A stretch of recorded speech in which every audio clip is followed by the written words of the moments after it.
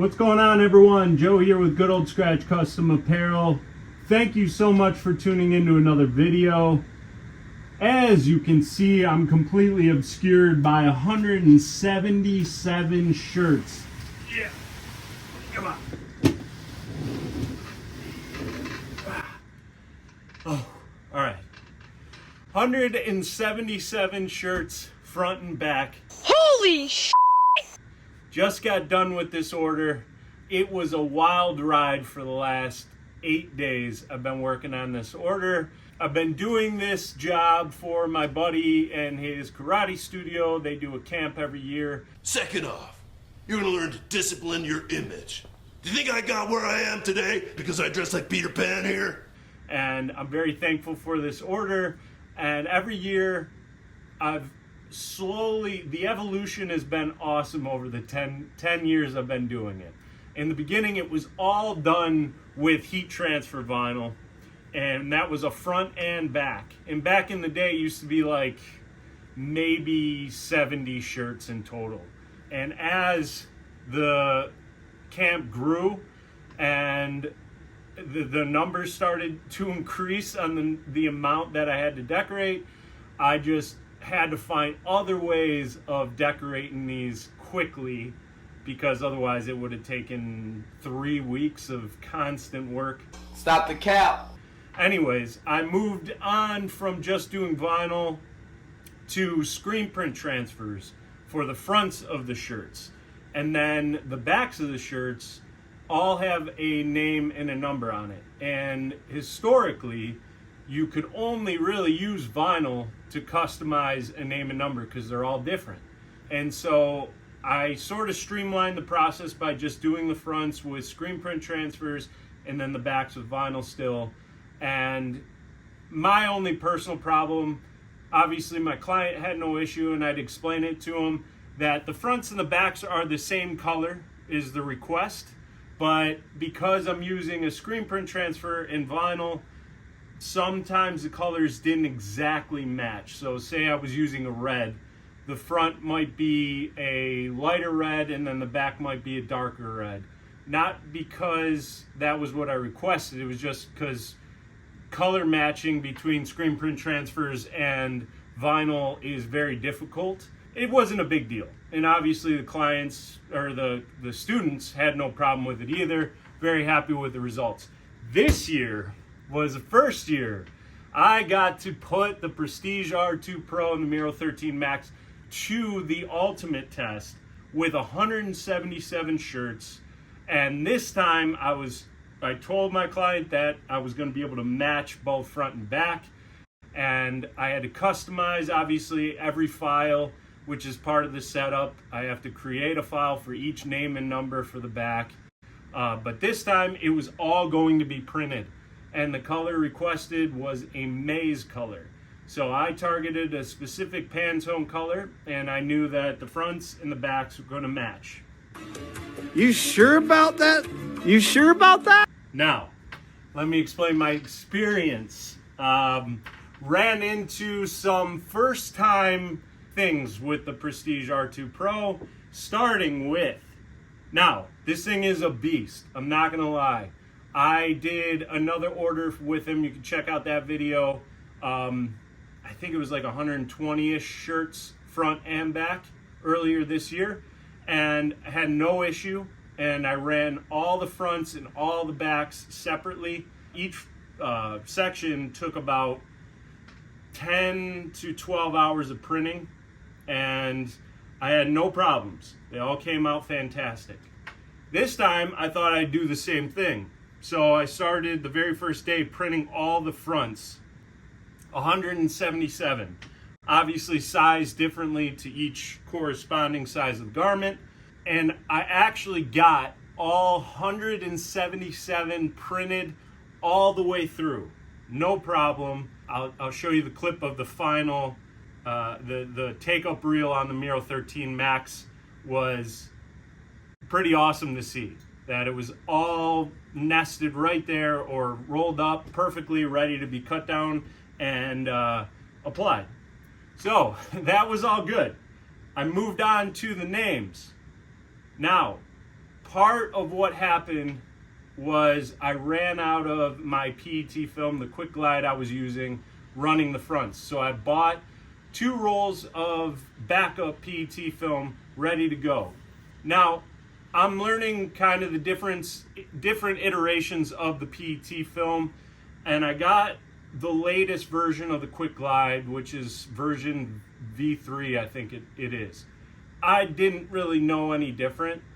Now, I loaded it up, and I like to scatter the job, right? Like, I got the prints of the fronts ready. I'm going to do application whilst the Prestige R2 Pro is printing the backs. And I already have the files, queued up in DigiRip, and so it was just one after another. So 6 hours of application and printing at the same time was going on the following day. And at some point, the printer just stopped printing. And it's happened before, and I knew that there might be a problem with the tensioning of the belt. Now, this was a separate thing.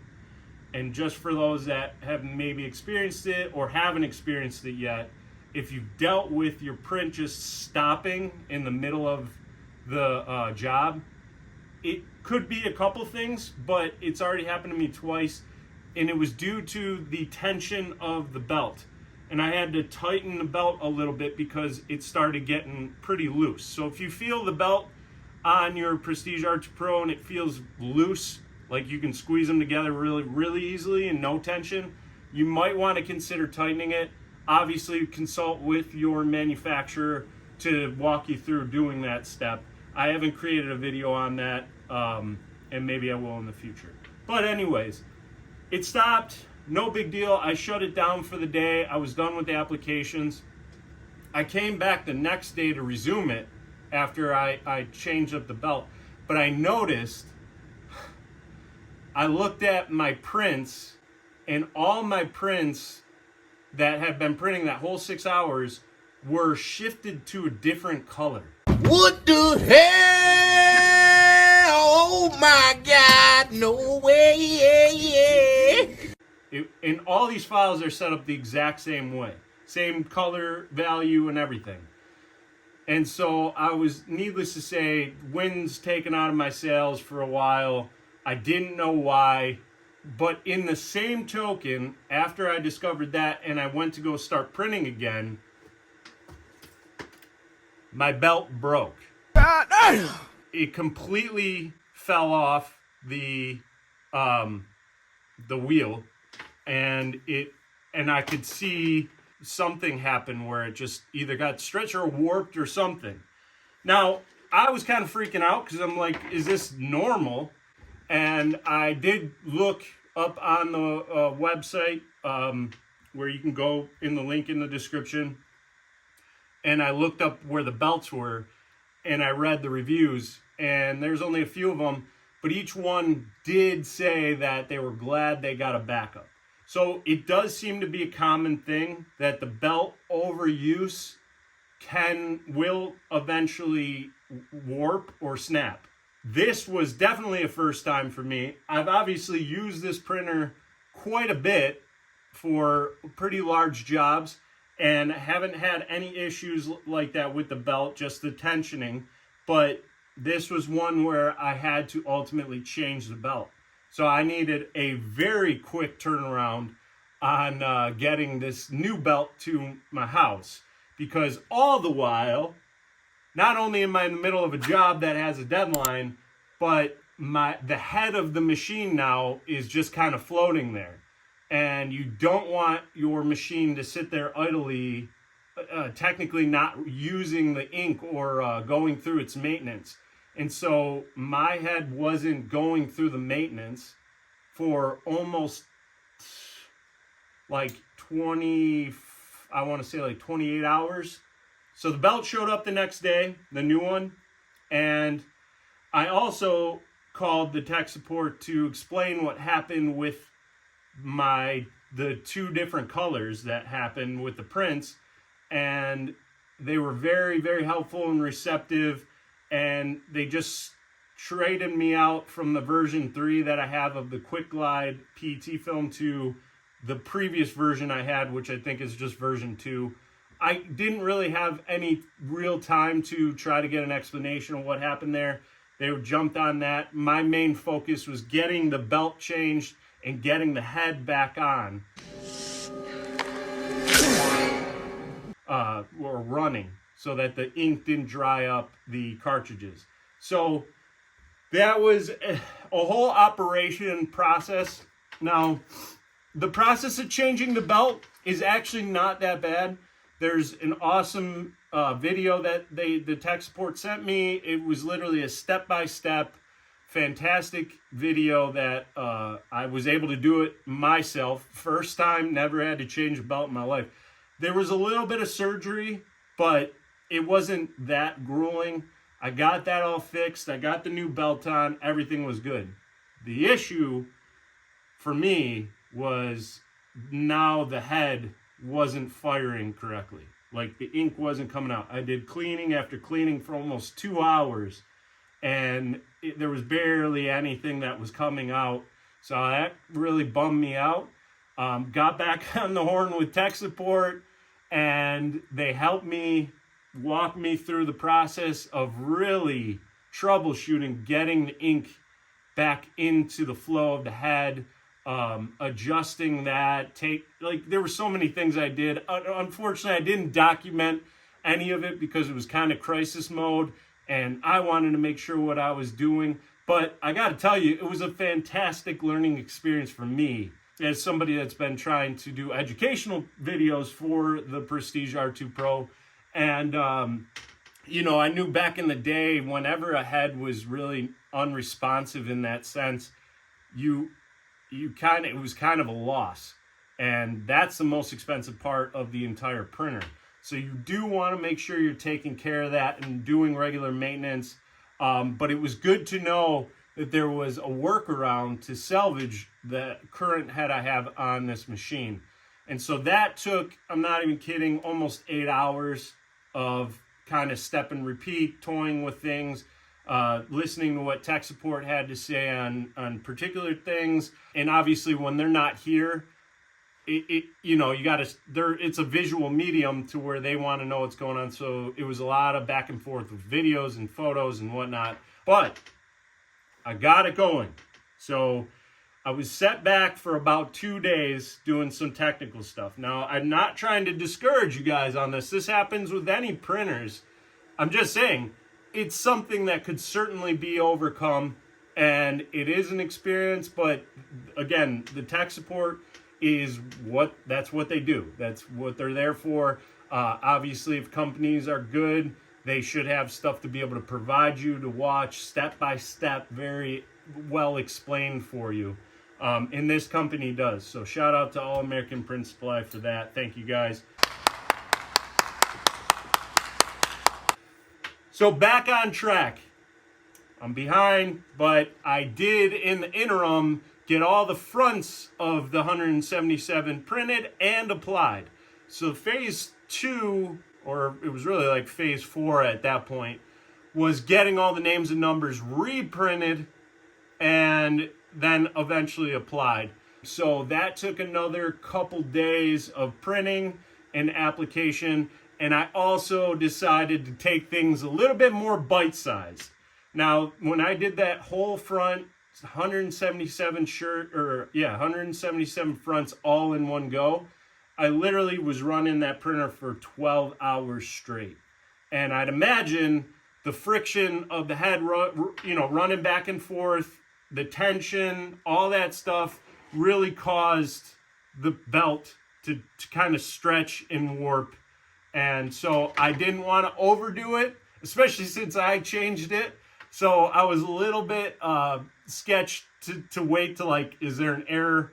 I wanted to be sure, but I ended up getting it all done. So huge shout out to the tech support helping me out, and the power of this printer, that it is that easy to change. And I got all the prints done in a couple days, bite-sized prints. While I was printing, I was also applying the backs, so I was just kind of knocking out 2 birds. as it was going along. And right today leads me up to the final day of this order, which is fantastic. I just got done with my last application. This heat press is still hot. I look like a disaster, but I wanted to get this video out there to obviously explain my learning experience, and for you guys not to be discouraged about it. Just know, like, it's just like any piece of technology. You're gonna run into some hiccups, but it's how you overcome with it. Definitely stay calm. I could have done better with that in the beginning. I was freaking out. I just don't like being in deadlines, and then I don't know what's gonna happen, if I'm gonna get it fixed or not. Anyways, now I know it is something that can be remedied. Not a big deal. I mean, again, the Prestige R2 Pro and the Miro 13 Max were complete juggernauts in assisting and creating this order, finishing it. So my next step here is to package all of these up and get this to my client, and so that he can be prepared for a weekend of fun camp stuff, rocking these things. And if I can get a photo, I'll share what all the students look like wearing it, which is always great. I always ask them to share a photo of everybody, and it's crazy to see your work. You know, here it's just a pile of fabric for me that I spent 8 days on, but when you see it on your client or on their people, their students, I mean, it really makes it all worth it. So I'm very happy and thankful that I get this opportunity and have consistent work with that. So yeah, that's what I wanted to share with you. 177 shirts, front and back. Also, if you checked out my last video, it was also to show, hey, which was ironic, because as I was showing you guys, if you watch that video, the ones that are printing next to me, the names and numbers, are actually the ones that were color shifted. So I just didn't know it, but it doesn't matter. The whole point of that video, and for me to reiterate, is that you don't need to just use heat transfer vinyl for names and numbers anymore. That's the beauty of the Prestige R2 Pro with DTF printing. You could send any file. It doesn't matter. It's going to print it, and it can be names and numbers. And I didn't have to weed. I didn't have to cut. Sensational. All that stuff that also holds up a lot of time in your production. So I'm excited to get these out of the door. Thank you guys so much for watching. Please hit the like and subscribe button, man. We got a lot of stuff going on. I really do appreciate everybody that's commenting. And if you have questions about anything along the way, if you're looking for your own Prestige R2 Pro or Miro 13 Max or anything regarding that, or if you're looking for a backup belt, make sure you get it. Check out the link that's in the description below. If you want a job done by me, leave a comment and we'll talk about it. I'm happy to provide you transfers if you got a heat press, or if you want me to decorate some stuff, I'm here for you. Thank you guys so much for watching, and keep being a rock star. I've been thinking quite a lot about one thing in particular, like I need